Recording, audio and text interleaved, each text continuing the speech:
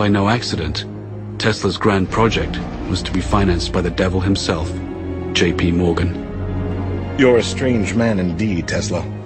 After the papers are signed, you may draw upon the House of Morgan, but it's important that I remain a silent partner. You do understand what that means, don't you, Mr. Tesla? But Nikola had a secret. The system could also electrify the world. Wardenclyffe would provide limitless, free energy, everywhere, for everybody. When J.P. Morgan found out about this leap of technology, he wouldn't tolerate it.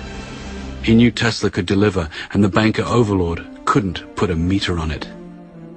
A man always has two reasons for doing anything. A good reason, and the real reason. Mid-construction, Morgan would cancel the contract and blackball Tesla, thus excluding him from any other investor. Mr. Morgan, are you going to leave me in a hole? I've made 1,000 powerful enemies on your account.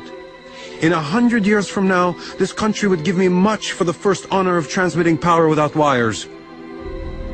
Wardenclyffe faltered, and Marconi sent his transatlantic signal. Tesla would suffer his second nervous breakdown, and never again would he regain his momentum as before. But despite his cruel fate, Nikola stayed the course. Decade after decade would pass, and he would bring forth new fantastic inventions in transportation, air flight, and even warfare. His death beam, as he intended, would bring an end to all warfare. An inventor to the end, all he ever wanted was to uplift the condition of humanity. But now in his hotel room, time was drawing short. He'd finger newspaper clippings and recall some of the smaller moments of his life. His table for one, walking the streets of New York, haunting Grand Central Station, or feeding his many pigeons. No one could begin to imagine what great secrets this mad scientist kept locked inside his head. No one, except J. Edgar Hoover and his G-men. They waited patiently for the great man to pass, and were ready to take everything that Nikola left behind. This story is about a man whose powerful ideas live on, as much of his work is still classified and used in the most esoteric projects imaginable today. Nikola Tesla single-handedly changed the world for the benefit of mankind, yet has been rewarded with obscurity. It's time to bring his story out of the shadows and into the light. With his last breath, Nikola gently smiled. Let the future tell the truth, and evaluate each one according to his work and accomplishments. The present is theirs. The future, for which I have really worked, is mine. Would they only have listened?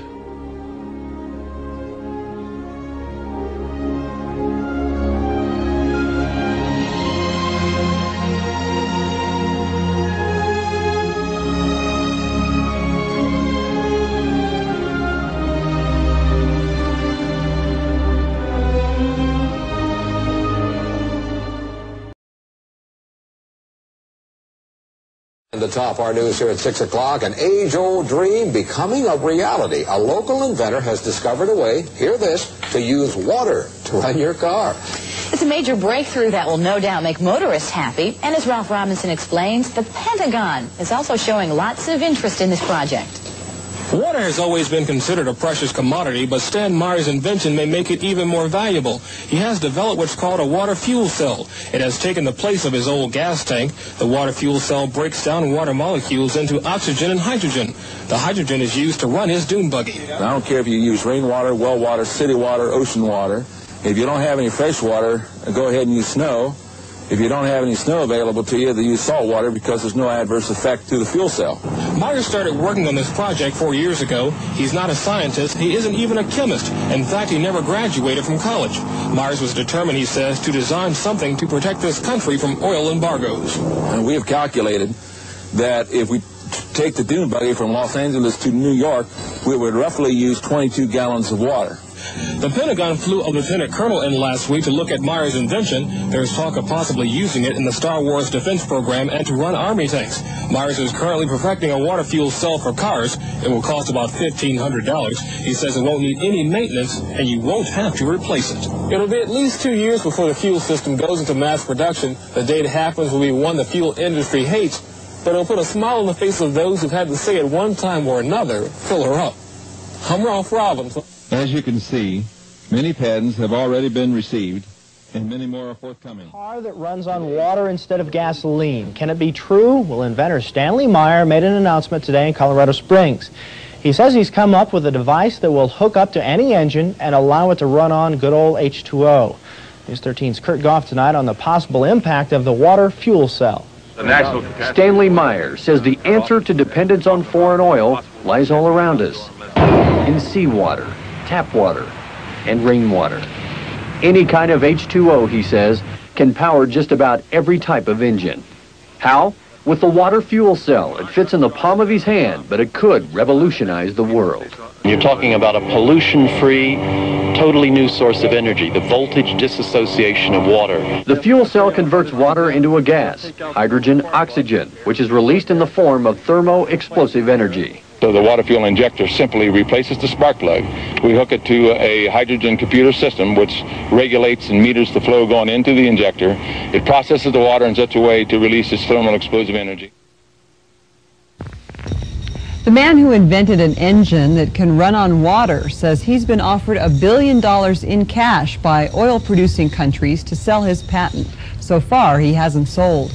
Environmental specialist Jan Porter talked to the inventor, who thinks that the U.S. auto industry could produce cars that run on water now if they wanted to. Our industrial base of the world is based on the utilization. Stan Meyer has a car that runs on water, and that's drawing crowds at this year's Extraordinary Science Conference in Colorado Springs. Myers has developed what is called the water fuel cell injector. The injector breaks down the water molecule into hydrogen and oxygen, and the hydrogen is what powers the car. Basically, all we do is replace the spark plug and replace it with the water fuel cell injectors you see right here. We simply feed ordinary non-processed water or processed water in here, and as the water goes into the injector, it hits a very high pulse voltage frequency, which instantly converts it into thermal explosive energy, and as a result, we can run this car down the road on water.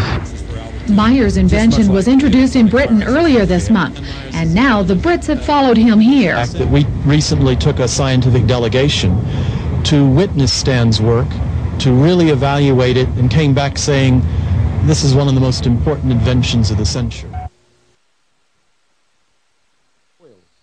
For 15 years, Meyer has been fighting to get his inventions taken seriously. Most inventors have to be a loner. You have to be somewhat thick-skinned and don't rely on other people to support you, because they will not. More times than not, an invention is really stolen from the inventors. Even in my prior development of high technology, I've had patents taken from me. I learned from the School of Hard Knocks to be very cautious. Meyer has always stood out against the crowd. He has no formal qualifications as a scientist because he didn't wait to graduate from high school, leaving early to go straight into research at the high-powered Battelle Institute in his native Ohio. Now he works full-time as a private inventor. He's built a device with potentially revolutionary implications. There is nothing startling about a machine that can extract the hydrogen from water. What is highly unusual is that it should do so with ordinary tap water. The conventional method is called electrolysis. Meyer has turned that process on its head. Unlike electrolysis, his device doesn't use up large amounts of electric current, nor does it produce an enormous amount of waste heat.